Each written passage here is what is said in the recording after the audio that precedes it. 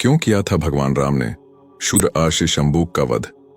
ऐसे प्रश्नों की वास्तविकता जानना जनमानस के लिए अत्यधिक आवश्यक है।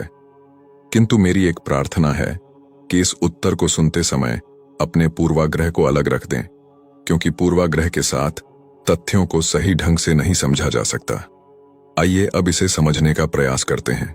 वैसे तो आपके प्रश्न का उत्तर केवल एक वाक्य में दिया जा सकता है कि वास्तव में शंबूक नामक कोई चरित्र मूल वाल्मीकि रामायण में है ही नहीं। यहां ध्यान दें कि मैंने वाल्मीकि रामायण की बात की है। आज वर्तमान में रामायण के दो संस्करण उपलब्ध हैं, एक महर्षि वाल्मीकि द्वारा रचित और एक कलयुगी वाल्मीकियों द्वारा रचित। दुख की बात यह है कि कलयुगी वाल्मीकि रामायण ही आज अधिक प्रचलन में है। पहले महर्षि वाल्मीकि की रामायण समझते हैं, फिर आज की कलयुगी रामायण का इतिहास अच्छे से समझ आ जाएगा। एक बात को अच्छे से समझ लें कि मूल एवं वास्तविक वाल्मीकि रामायण में केवल 6 खंड ही थे: बालकांड, अयोध्या कांड, अरण्य कांड, किष्किंधा कांड, सुंदर कांड एवं लंका युद्ध कांड। युद्ध कांड में श्री राम के राज्याभिषेक के साथ ही महर्षि वाल्मीकि ने रामायण का समापन कर दिया। यही कारण है कि जब तुलसीदास जी ने रामचरितमानस लिखी तो उन्होंने भी उसमें केवल इन्हीं 6 कांडों का समावेश किया। अन्यथा ऐसा कोई कारण नहीं था कि अगर वाल्मीकि जी रामायण में 7 खंड होते तो तुलसीदास जी रामचरितमानस में केवल 1 खंड को छोड़ देते। इन 6 कांडों की विशेषता यह है कि महर्षि वाल्मीकि ने इसे श्री राम के जन्म लेने के पहले ही लिख दिया था। इसके अतिरिक्त यही राम कथा महादेव ने माता पार्वती को अमरनाथ की गुफा में पहले ही सुना दी थी। ब्रह्मा जी की कृपा से महर्षि वाल्मीकि त्रिकालदर्शी बने और उन्हें भविष्य में होने वाली घटना का पूर्ण ज्ञान हो गया। यही कारण है कि इन 6 कांडों में महर्षि वाल्मीकि की स्वयं की उपस्थिति नहीं है। लंका युद्ध के समय जब गरुड़ ने श्री राम और लक्ष्मण को नागपाश से मुक्त कराया तो उन्हें श्री राम के विष्णु अवतार होने पर संदेह हो गया। तब भगवान शंकर की आज्ञा पर काकभूषुंडी ने उनका संदेह दूर किया, जो 11 बार रामायण और 16 बार महाभारत होता देख चुके थे। गरुड़ और काकभूषुंडी के बीच का जो अत्यंत सुंदर संवाद हुआ, चूंकि वो श्री राम और वाल्मीकि रामायण से ही संबंधित था, इसीलिए वो उत्तर रामायण के नाम से प्रसिद्ध हुआ। यहां ध्यान दें कि मैंने उत्तर रामायण कहा है, उत्तर कांड नहीं। इन दोनों में बहुत अंतर है। उत्तर रामायण में गरुड़ और काकभूषुंडी का संवाद है, इसीलिए ये महर्षि वाल्मीकि की मूल रचना नहीं मानी जाती। इसीलिए जब आप महर्षि वाल्मीकि द्वारा रचित मूल रामायण के पहले 6 कांड पढ़ेंगे तो पाएंगे कि उन 6 कांड और उत्तर रामायण की लेखनी में जमीन आसमान का अंतर है। इसके अतिरिक्त रामायण के पहले 6 कांड महाकाव्य अर्थात पद्य के रूप में है, किंतु उत्तर रामायण गद्य के रूप में। अगर महर्षि वाल्मीकि ने इसे लिखा होता तो वो भी पद्य के रूप में ही होता। बहुत आगे चलकर, अगर मैं गलत नहीं हूं, तो केवल 200 वर्ष पूर्व इसी उत्तर रामायण को उत्तर कांड का नाम देकर रामायण और रामचरितमानस में ही जोड़ दिया गया। यहां तक भी ठीक था, क्योंकि उत्तर रामायण में ऐसा कुछ भी नहीं जो आपत्तिजनक हो। किंतु उसी समय उस कलयुगी रामायण की नींव पड़ी जिसमें जानबूझकर श्री राम का चरित्र हनन किया गया। आइए अब उसके बारे में समझते हैं, किंतु एक बात सदैव स्मरण रखें कि उत्तरकांड ना महर्षि वाल्मीकि की रचना है और ना ही ये कभी मूल रामायण का भाग था। भारत पर मुस्लिमों ने आक्रमण किया, बार बार किया। उनका एकमात्र उद्देश्य भारत की संपदा को लूटना था। वे बर्बर तो थे, किंतु दिमाग से पैदल थे। फिर अंग्रेज आए। उनकी सामरिक शक्ति इतनी अधिक नहीं थी कि वे 30 करोड़ जो उस समय की आबादी थी के देश पर जबरन अधिक दिनों तक शासन कर पाते, किंतु वे घाघ और चतुर थे। उन्होंने 2 ऐसे कार्य किए जिससे भारत अंदर से टूट गया और उन्हें राज्य करने में आसानी हुई।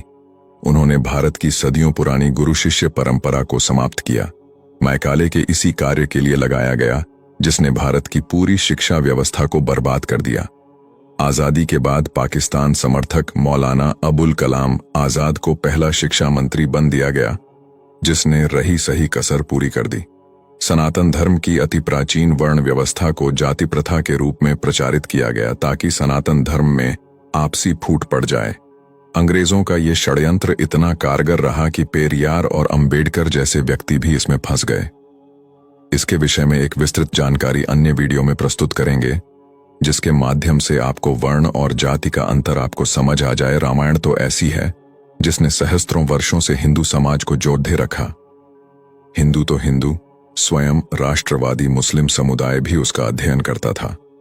अंग्रेजों ने जब ये देख तो उन्होंने हिंदू धर्म में आपसी फूट पड़वाने के लिए जानबूझकर ऐसे प्रसंग रामायण में डलवाए जिससे दलित समाज उसे अपने विरुद्ध समझने लगे। यही वो काल था जब उत्तर रामायण को उत्तरकांड के रूप में वाल्मीकि रामायण में जोड़ा गया, जिससे कांडों की कुल संख्या 7 हो गई और वो आज तक चली आ रही है। लेकिन कहते हैं ना कि नकल के लिए अकल की आवश्यकता होती है, वो उनमें नहीं थी। उन्होंने सभी बकवास और मनगढ़ंत चीजें उत्तरकांड में जोड़ दी। शंबूक वध, देवी सीता की अग्नि परीक्षा, धोबी के लांछन पर देवी सीता का त्याग, लव कुश को अपना पुत्र मानने पर संशय, सब इसी में भरा पड़ा है। और यहां पर जी नहीं भरा तो माता सीता द्वारा धरती में समाहित होने से पहले श्री राम को उनके द्वारा ही खरी खोटी तक सुनवा दी। इन सब का ध्येय केवल श्री राम को स्त्री और दलित विरोधी दिखाना है। किंतु अगर आप ध्यान से देखें तो रामायण के अन्य 6 कांड और उत्तरकांड की भाषा और लेखन शैली में स्पष्ट अंतर दिख जाएगा। ऐसा इसीलिए क्योंकि इसे महर्षि वाल्मीकि ने लिखा ही नहीं है। अगर आपको किसी भी पुस्तक में कुछ अनर्गल बातें थोपनी हो तो कहां लिखेंगे? आरंभ में तो लिख नहीं सकते हैं क्योंकि वो कथा पहले ही जनमानस में प्रचलित है। अंत में ही लिखेंगे ना? शंबुक वध के साथ भी कुछ ऐसा ही है। ये कथा कलयुगी उत्तरकांड के सबसे अंत में 76वें सर्ग में लिखी गई है। साथ ही ये भी निश्चित है कि जिसने भी इसे जोड़ा है उसे रामायण का पूरा ज्ञान नहीं था। कैसे? आइए देखते हैं। इसमें शंबुक को शूद्र जाति का बताया है, जबकि उस समय जाति नहीं वर्ण था। वर्ण प्राचीन है जबकि जाति अभी कुछ शताब्दियों पूर्व ही घुसेड़ी गई है। महर्षि वाल्मीकि स्वयं शूद्र वर्ण के थे रामचरितमानस के अनुसार, और उन्होंने रामायण में इस बात का वर्णन किया है कि जन्म से कोई ब्राह्मण या शूद्र नहीं होता बल्कि कर्म से होता है। इसके लिए आप मेरा वर्ण व्यवस्था वाला उत्तर रामचरितमानस में पढ़ सकते हैं। इसके अतिरिक्त शंबुक के विषय में लिख दिया गया है कि श्री राम पुष्पक विमान पर चढ़कर बहुत काल तक उसे खोजते रहे। लिखने वाले को यह पता नहीं था कि वाल्मीकि रामायण के लंका कांड में ये साफ लिखा हुआ है कि श्री राम के कहने पर विभीषण ने श्री राम के राज्याभिषेक के पश्चात पुष्पक विमान उसके वास्तविक स्वामी कुबेर को लौटा दिया था।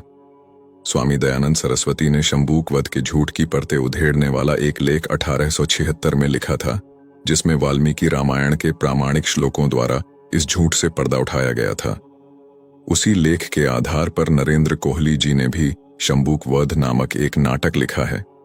आप स्वयं सोचिए, जो श्री राम जन्म से शूद्र महर्षि वाल्मीकि के सामने सर नवाते हों, जो श्री राम निषादराज गुह को अपने चरणों से उठाकर अपने हृदय से लगाते हों, जो श्री राम वानरों और रीछों के समुदाय को अपने समकक्ष बिठाते हों, जो श्री राम एक राक्षस विभीषण को भी शरण देते हों, जो श्री राम एक भीलनी शबरी के झूठे बेर तक प्रेम पूर्वक खा लेते हों, क्या आपको लगता है कि वही श्री राम एक शूद्र को केवल इसलिए मार देंगे क्योंकि वो वेद पाठी था? कितनी मूर्खतापूर्ण बात है। इस तर्क के आधार पर तो उन्हें महर्षि वाल्मीकि को भी मार देना चाहिए था, जो श्री राम देवी सीता को प्राप्त करने के लिए महान उद्योग कर महादेव का पिनाक भंग करते हैं, अपनी पत्नी के बिछोह में सीते सीते कहते हुए वन वन भटकते हैं, जिन्होंने अपनी पत्नी के लिए 100 योजन समुद्र पर सेतु बांध दिया हो, जो श्री राम अपनी पत्नी को वापस पाने के लिए वानर भालुओं की सेना इकट्ठा कर एक महाराक्षस से जा भिड़ते हैं, जो श्री राम स्वयं अग्निदेव से अपनी प्रिय पत्नी को प्राप्त करते हैं। क्या आपको लगता है कि वही श्री राम एक मूढ़ व्यक्ति के कहने पर अपनी पत्नी का त्याग कर देंगे? जो स्वयं मर्यादा पुरुषोत्तम हैं, जिन्होंने कठिन से कठिन समय में भी अपना धैर्य और धर्म नहीं छोड़ा, जिनके ज्ञान का कोई पार नहीं है और जिनके ज्ञान और जीवन से महर्षि वशिष्ठ, विश्वामित्र, परशुराम एवं वाल्मीकि जैसे विद्वान शिक्षा लेते हैं, और जिसे मनुष्य तो मनुष्य, एक पशु के भी अधिकारों की चिंता हो, क्या आपको लगता है कि ऐसे श्री राम अपनी गर्भवती पत्नी के अधिकारों की चिंता नहीं करेंगे? जो अपने पति के साथ वन जाने के लिए सारे जग से लड़ पड़ी हो, जिन्होंने राजकुमारी होकर भी 13 वर्ष वन में हंसते हुए निकाल दिए, अंतिम 1 वर्ष में जिन्होंने अकल्पनीय दुख भोगा हो, जो महावीर हनुमान के साथ केवल इसलिए लंका से नहीं गई क्योंकि इससे उनके पति का यश कम होगा, इतने कष्टों के बाद भी जिनका मुख मलिन तक न हुआ हो, क्या आपको लगता है कि वो माता सीता अंत समय में अपने पति के विरुद्ध बोलेंगी? रामायण में एक प्रसंग आता है कि जब मंथरा ने सीता मां को वल्कल वस्त्र दिए तो उन्हें उसे पहनना नहीं आया। तब श्री राम स्वयं अपने हाथों से वो वल्कल वस्त्र अपनी पत्नी को पहनाते हैं। क्या आपको लगता है कि ऐसे श्री राम को देवी सीता, जिनका स्थान सतियों में श्रेष्ठ है, के चरित्र पर कभी संदेह होगा? सीता को पाने के लिए राम बनना पड़ता है और राम को पाने के लिए सीता। इन दोनों में लेश मात्र भी अंतर नहीं है। हम और आप जैसे कलयुगी व्यक्ति तो खैर श्री राम और माता सीता की महिमा को क्या समझ पाएंगे? इसीलिए पुराने समय से चले आ रहे इस असत्य, पाखंड और षड्यंत्र को समझिए और इससे दूर रहिए।